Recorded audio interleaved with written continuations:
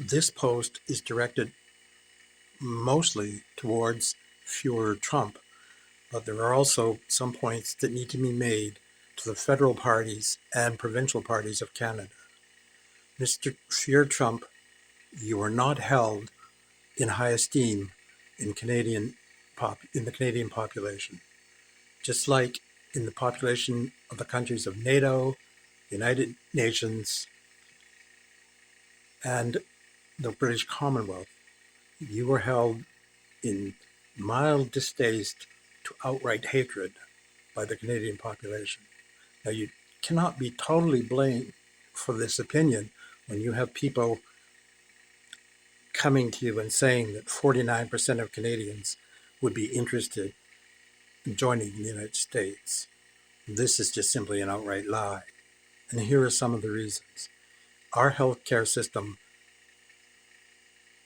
allows you to come to hospital with a broken arm or serious health issues, and you will not have to take out a loan, mortgage your home, or even go broke paying for medical bills. It's covered. You are covered. Also, our medicines, insulin for one, are cheaper in Canada than they are in the United States. So, in terms of healthcare, Canada's healthcare costs, even the programs itself, are much cheaper than what Americans pay for a system that does not properly protect them. And in Canada, it's against the law to turn someone away for any reason, including their ethnicity. So, no, we don't want your Medicare system. The second reason is gun control.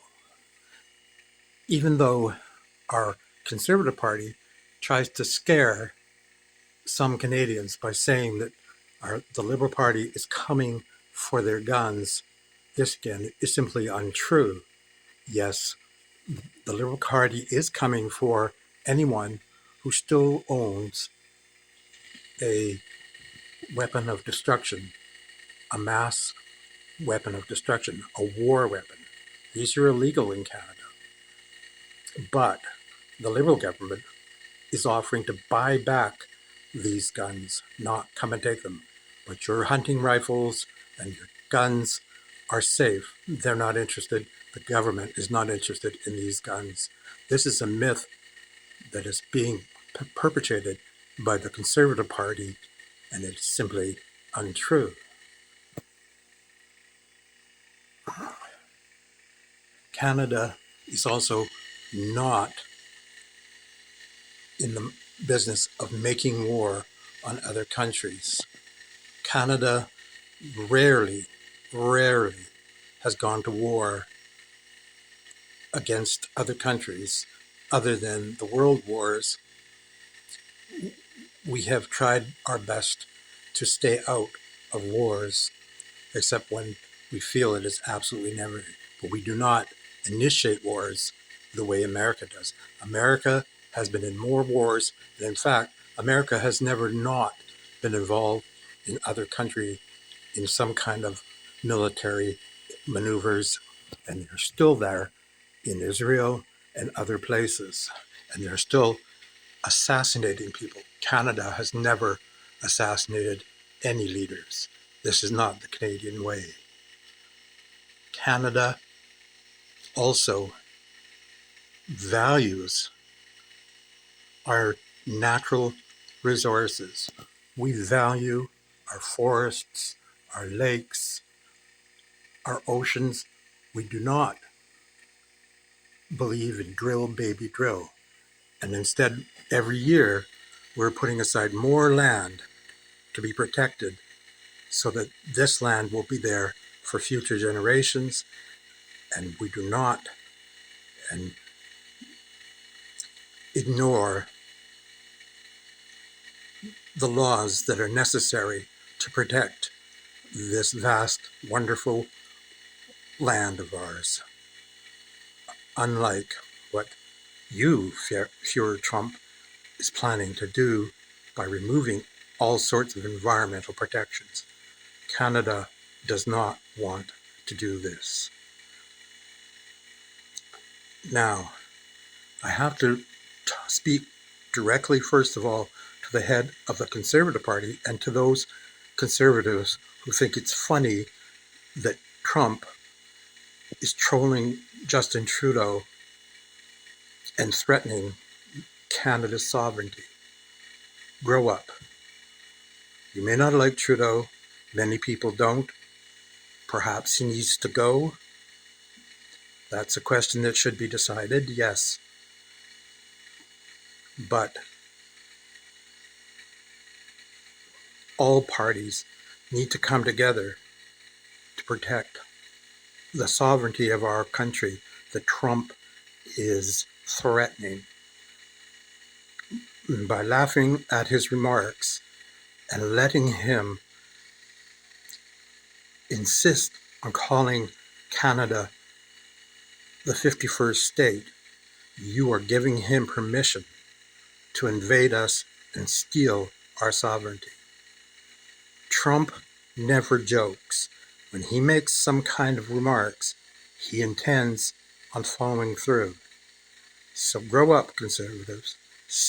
You do not need to defend Trudeau if you don't wish to, but stop joining in on Fear Trump's attacks on our sovereignty and make it clear that Canada is not for sale and is not ever going to be the 51st state of the United States. And also, I would like to add to all the governments, if Trump tries to exempt electricity, oil, natural gas from his tariffs, then Canada needs to, even though it might be hard on us, they need to increase the cost of electricity to the states by 25% so that Americans will need to pay 25% more to heat their houses, to run their vehicles, to run their appliances. So make sure that before you turn off the electricity totally, make sure that Americans are paying 25% more for our energy sources. And finally, for all the leaders, the federal leaders, and I know that Trudeau is looking at this, but Canada as a whole needs to look at this. The Liberals and Conservatives have let all Canadians down because they're lazy and they took the easy way out, and that is what's got us in this situation. We should not ever have allowed ourselves to be in a situation where almost all of our economy is relying on Americans to purchase our goods and services. There are now new trading blocs being formed that include countries, and I say countries, from Africa and Asia. Canada needs to join these blocs. Canadian steel, Canadian copper, Canadian silver, Canadian aluminum, Canadian metals are in high demand around the world. Canadian softwood lumber is in demand in Asia. Canadian also have a market to sell soybeans. Let's offer China our soybeans without a tariff. As well, we have something that no other country can really offer, and that is land. And without taking up much of our valuable, beautiful resources, we can offer for free land to a couple of car industries, for instance, to come and build electric car manufacturing companies on Canadian land with the, the stipulation that they use as many of Canadian resources as possible to build these manufacturing sites. They use as many Canadian resources to build their electric cars, and that Canada will get a share of profits for the sale of these cars. In return, we have a huge port on the West Coast that we can offer to them to ship their product back to Asia and even to Europe. Most as the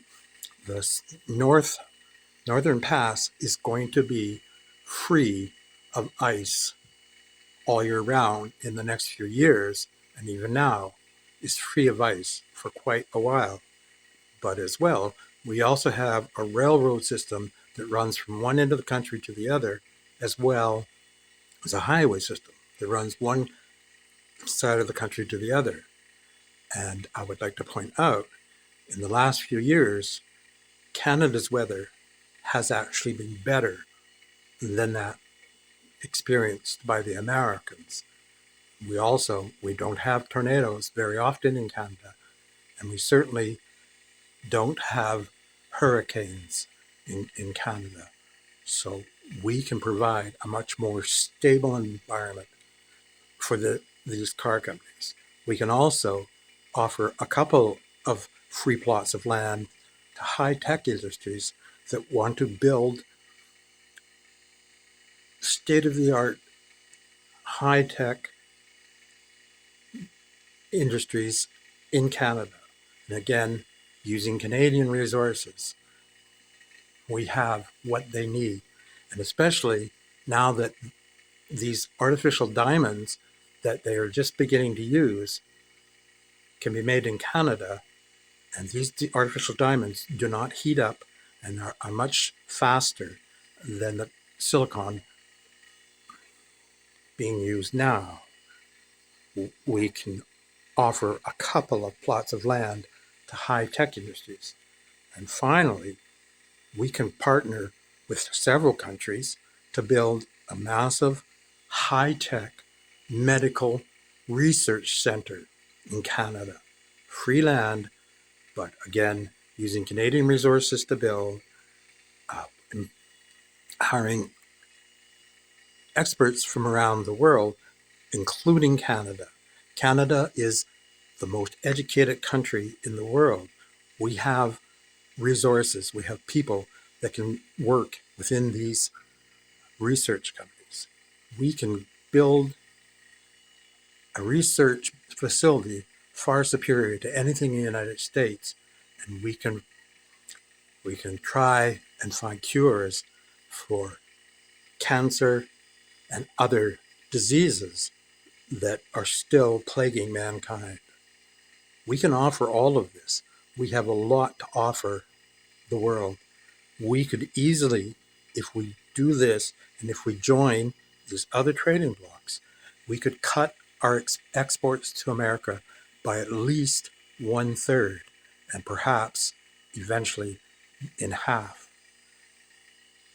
America is being cut out of these new trading blocks because of their colonialism and their sense of ownership of the rest of the world. It's time that we stopped being their whipping boy. It's time that we stopped allowing them to rape our country of its resources, including and especially perhaps our water. Our water should not be for sale to anyone at any price. It's time for Canada to step into the future, and the future is not in America. America is going backwards. They won't be building energy renewable vehicles They won't. They will be drill, baby, drill. They won't be looking for resources that do not pollute the environment. They're not interested in protecting the climate, the planet's climate. They're certainly not interested in protecting the environment within the United States. We don't need or want them to try and come and do the same to us. And finally, whoever is in power in the next few years, in the next year, needs to meet with NATO and get a firm commitment from NATO that if the Fuhrer Trump attempts to invade Canada, that NATO will come to our defense as it is supposed to do. That is their charter.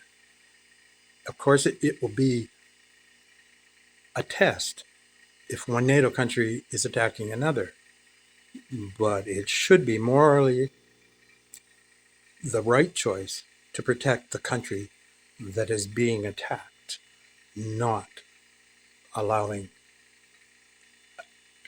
a dictatorship, a fascist regime to try and annex another country, just as we are trying to stop Russia from annexing the Ukraine.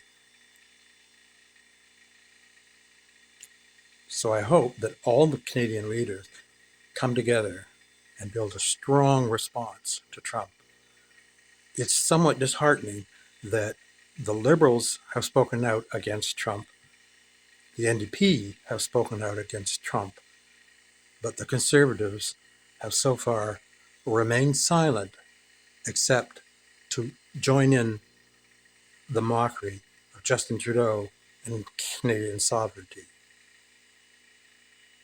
I don't know if Pierre whatever is really going to defend our country or if he's just going to simply sell out to Trump. I hope not, because